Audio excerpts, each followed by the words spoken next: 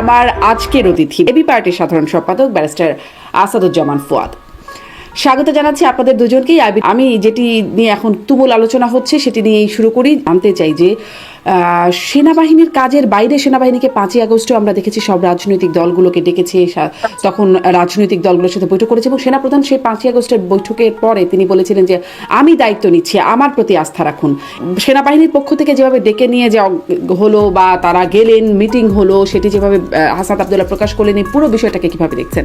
গণ অভ্যুত্থানের ম্যান্ডেটের পরে জনগণ যে ম্যান্ডেট দিয়েছে 2024 সালে, এরপরে এই আলোচনাটা করা, গণ অভ্যুত্থানের পরাজিত শক্তিকে আপনি কিভাবে পুনর্বাসিত করবেন, কোন ফর্মে, রিফাইন ফর্মে আপনি তাকে আবার রাজনীতিতে নির্বাচনে নিয়ে আসবেন, এই আলোচনাটা যৌক্তিক না। কখনোই পলিটিক্যাল কোশ্চেনে ঢুকবেন না। আপনার কেন বলতে হবে বক্তব্যে যে বাংলাদেশে ইনক্লুসিভ ইলেকশন হয়? সেনাবাহিনীর প্রধানের কাছ থেকে কেউ জানতে চাইছে যে বাংলাদেশে কি ধর, আপনি কি নির্বাচন কমিশনার, আপনি কি অ্যাম্বাসেডার, আপনি কি পলিটিশিয়ান, আপনি কি প্রধান উপদেষ্টা? আপনাকে কেন এই বক্তব্য দিতে হবে? ক্যান্টনমেন্টে নিয়ে হাসনাতদেরকে, অমুক দলকে তমুক দলকে বোঝানো, বিভিন্ন রাজনৈতিক দলের সাথে গোপন মিটিং করতেছে, আমরা তো এগুলো জানি, ডিজিএফআইএসআই করছে। কেন এগুলো করতে হবে আপনাদেরকে? This is not your business. আপনি এটা পলিটিক্যাল কোশ্চেন। তো আওয়ামী লীগ রাজনীতি করবে কি করবে না, নিষিদ্ধ হবে কি হবে না, তারপরে পুনর্বাসিত হবে কি হবে না, এটা তো বিচার বিভাগ ডিল করবে, এদেশ আইন কানুন ডিল করবে, এদেশের পলিটিক্যাল পার্টি ডিল করবে, অন্তর্বর্তীকালীন সরকার ডিল করবে। আপনি কি আর্ম ফোর্সেস এখানে ব্যবসা কি? আপনি গরুর ব্যবসা করেন, ছাগলের ব্যবসা করেন, মুরগির ব্যবসা করেন, আপনি রাজনীতির ব্যবসা করেন, গুম খুনের ব্যবসা করেন, এগুলো কেন? আমার প্রশ্ন হচ্ছে যে আপনি যখন প্রফেশনাল সোলজার, আপনি প্রফেশনালি থাকবেন। যেই কাজটা আপনি 14তে করতে পারেন নাই, 18তে প্রফেশনালি বিহেভিয়ার তো আপনি করতে পারেন নাই। আপনার অফিসাররা তো রাতের ভোট করে দিয়েছে, এগুলো তো আমরা জানি।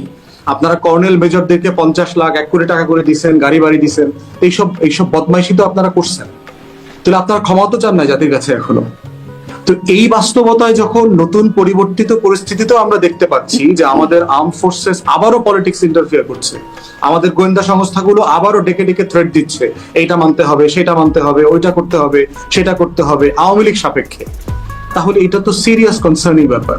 আমরা চাচ্ছি আমাদের আর্ম ফোর্সেস প্রফেশনাল হোক, আমাদের রাজনীতির 100 হাত থেকে তারা দূরে থাকবে। This is not there business, get out of politics. রাজনীতি আপনাদের ব্যবসা না। যেভাবে আপনারা বণিক সমিতির সদস্য হয়েছেন, ব্যবসা বাণিজ্য করেন, ওইটা যেমন আপনার কাজ না, রাজনীতি করাও আপনার কাজ না। আপনার কাজ হচ্ছে চাকর বাকরের কাজ। অন্তর্বর্তীকালীন সরকার এবং জনগণের সার্ভিসে আপনাকে যখন ডাকা হবে ইন এইড টু সিভিল পাওয়ার, আপনি টুকু ওই জুরিসপ্রুডেন্স অনুযায়ী, ওই জুরিসডিকশন ওয়াইজ আপনি অতটুকু কাজ করবেন। অতএব এইটা হাসনাতের স্টেটমেন্টের কারণে এই ইন্টারফিয়ারেন্সের প্রশ্নহিত এসছে এবং ডাইরেক্টলি এসছে একটা নবীন রাজনৈতিক দলকে নিয়ে আপনি আমি স্পষ্ট, আপনি একদম দেখিয়ে দিচ্ছিলেন যে সেনাবাহিনীর কাজ কতটুকু আর কতটুকু না, এই সেনাবাহিনীর কাছ থেকে এটুকু এক্সপেক্টেড না। হুট করে প্রশ্নটা আবার কেন মাথাচাড়া দিয়ে উঠলো?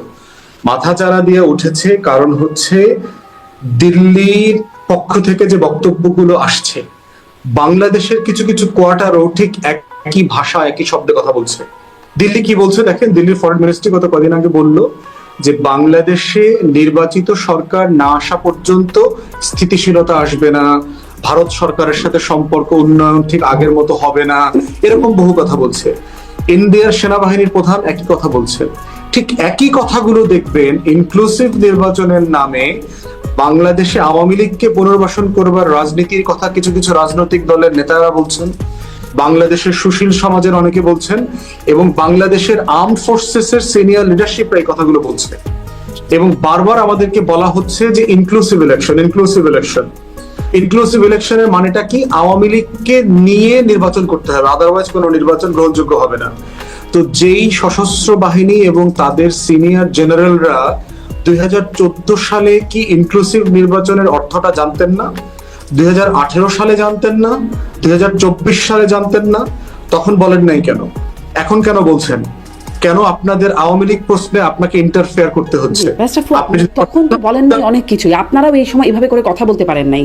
তখনকার কথা বলছি, তখন মানে এভাবে শোনা যায় না, আপনাদের চেহারা ওইভাবে দেখা যায় না, তখন সবাই খুব সরব, তাই না? বা আমরা এভাবে করে টেলিভিশনে বসে আলোচনা করি নাই তখন এভাবে, কেন এটা হয় নাই তো। কিন্তু এখন যখন গণ অভ্যুত্থানের পরে এই পরিবর্তন আসছে, এমনকি জাতিসংঘ তো বলছে, জাতিসংঘ যারা আসলে তদন্ত প্রতিবেদন দিয়ে পুরো মানবতা বিরোধী অপরাধ, গণহত্যার অপরাধের কথা বলছে, তারাও বলছে ইনক্লুসিভ নির্বাচনের কথা। এত দিক থেকে যখন বলছে, তখন কি এটার একটা ভিত্তি বা একটা আমলে নেবার একটা জায়গা নেই? আওয়ামী অংশ ছাড়া এত দিক থেকে এই কথাগুলো কেউ বলছে না। আপনার কাছে একটু জানতে চাই যে এরকম একটা বৈঠক হয়েছে, তার একটা সমালোচনা আপনি করছিলেন, এটাকে সামনে আনা এটা কি শিষ্টাচার বহির্ভূত বলে আপনি মনে করেন? এটা কি যথাযথ হয়েছে? যদি হয় যথাযথ, 11ই মার্চে বৈঠক হলো, 10 দিন পরে কেন সেটি প্রকাশ করা হলো? 10 দিনের মধ্যে আসলে হিসাব নিকাশ কি হলো? কেন এতদিন অপেক্ষা করা হলো? আপনি এর আগে আরেকটা প্রশ্ন করেছিলেন, ওইটা একটু অ্যাড্রেস করে ফেলি। প্রথমত হচ্ছে যে 5ই আগস্টে তো এই সেনাবাহিনীর সিনিয়র নেতৃত্ব রাজনৈতিক নেতাদেরকে ডেকে নিয়ে গেছেন ক্যান্টনমেন্টে। এই প্রসেসটা তখন ফলো করা কেমন হলো? এই সেনাবাহিনী তো একটা লিডারশিপ দিয়ে একটা এই গৃহযুদ্ধ সিচুয়েশনটাকে হ্যান্ডেল করেছে। দেখেন, এবং অনেকেই সেনাবাহিনী এবং আর্ম ফোর্সেসকে অনেক ক্রেডিট দিতে চায় যে এই 5ই আগস্টে তারা যদি জনগণের পাশে না দাঁড়াতো, আমি এই ক্রেডিট দেওয়ার পক্ষে না। তারা যেটা করেছে তারা আসলে বাধ্য হয়ে করেছে। সশস্ত্র বাহিনীর সিনিয়র নেতৃত্ব যদি বুঝতে পারতো যে আরো 2-4-5 দিন 7 দিন কয়েক হাজার কয়েকশো মেরে হাসিনাকে রাখা সম্ভব, যদি এটা তারা বুঝতো, তাহলে তারা এই কাজটা করতো। কারণ এই লেভেলের সকল অফিসারই আওয়ামী লীগের দালালি পলা করেছে। বাংলাদেশে এখন 3 বাহিনীগুলোতে সিনিয়র লিডারশিপে যা আছে, এরা সব আওয়ামী লীগের ডিএনএ টেস্ট করা অফিসার। অতএব এই অফিসার খুব দেশপ্রেমী, এদেরকে নিয়ে আমরা খুব গর্বিত, এগুলো হওয়ার কোনো সুযোগ নাই। আমি গর্ব কাদেরকে নিয়ে করি? পিলখানায় যে 57 জন দেশপ্রেমিক অফিসারকে শহীদ করা হয়েছে, যে জওয়ানদেরকে হত্যা করা হয়েছে, যে হাজার হাজার দেশপ্রেমিক ডানপন্থী বিএনপি জামাত নামাজি বোরখা পরে, হজ করে, দাঁড়িয়ে রাখছে, টুপি পরে, ধর্মবিশ্বাস করে, এইরকম যে হাজার হাজার কর্মকর্তা বিভিন্ন ফোর্সের জওয়ানদেরকে তারা যে কর্মচ্যুত করেছে, চাকরিচ্যুত করেছে, বঞ্চিত করেছে, আমি তাদেরকে সম্মান করি। আমি সম্মান করি যেদিন সেনা সদরের দরবারে জুনিয়র অফিসাররা বাংলাদেশের পক্ষে কথা বলেছে, দেশের মানুষের পক্ষে কথা বলেছে। সেই লক্ষ লক্ষ জওয়ান এবং জুনিয়র দেশপ্রেমিক কর্মকর্তা থেকে আমি সম্মান করি, ভালোবাসি। তারা সার্বভৌমত্বের প্রতীক। কিন্তু সিনিয়র লিডারশিপরা কখনোই দেশের পক্ষে দাঁড়ায় নাই গত 16 বছরে। তারা সবসময় দিল্লির পক্ষে দাঁড়াইছে, আওয়ামী লীগের পক্ষে দাঁড়াইছে।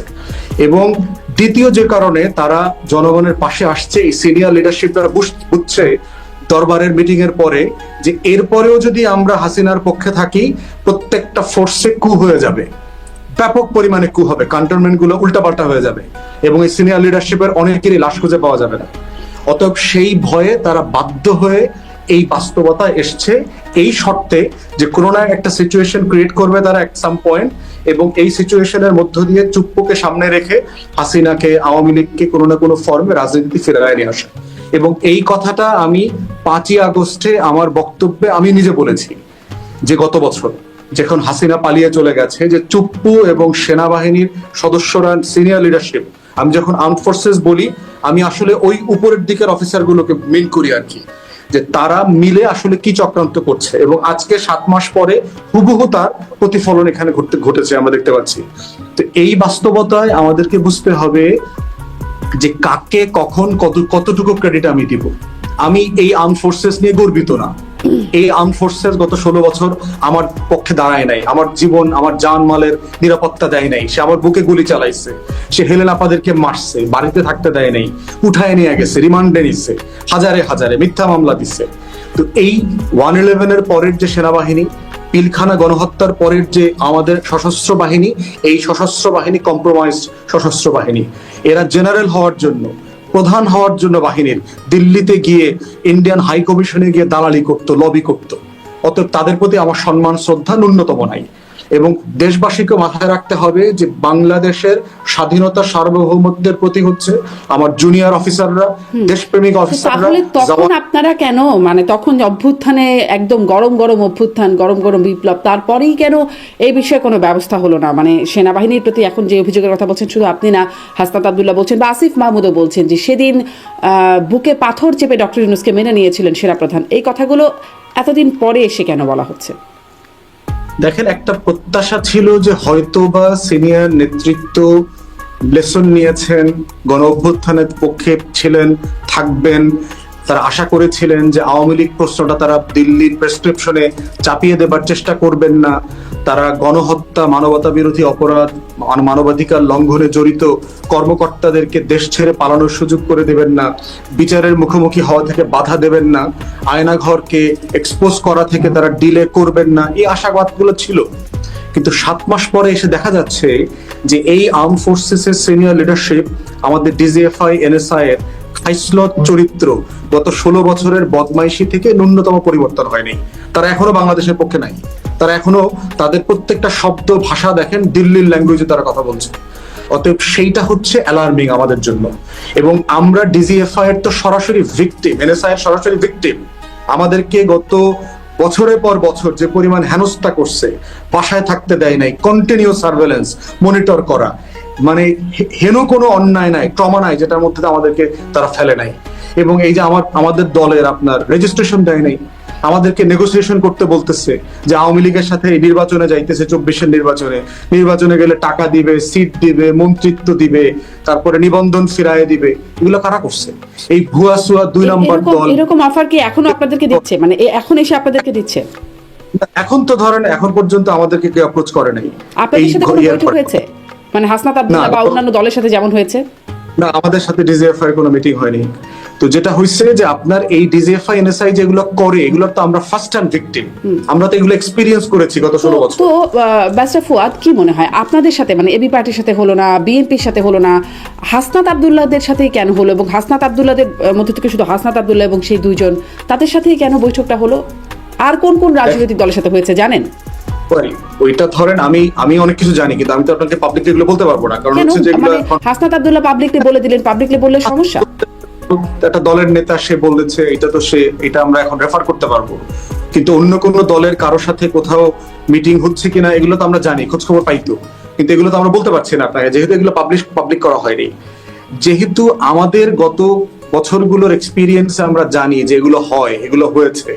বিএনপির নেতাদেরকে জেলখানা থেকে বাইর করে আইনা ডিজিএফআই এনএসআই নৌকায় নমিনেশন দিছে না? তারা দিছে তো, এগুলো তারা এই কাজ করেছে তো। বিচারপতিকে এজলাস থেকে চিফ জাস্টিসকে বের করে লাত্থায় গুতায় বাইর করছে না দেশ থেকে, সিনহাকে বাইর করছে তো ওগুলো। অতএব এগুলো তারা যে করেছে এর আগে, এগুলোর তো হাজারটা প্রমাণ আছে। আয়নাঘর 700-800 আয়নাঘর, মানে কি ভয়ঙ্কর কাজ তারা করেছে, মনস্টার এই বাহিনীগুলো পরিণত হয়েছে।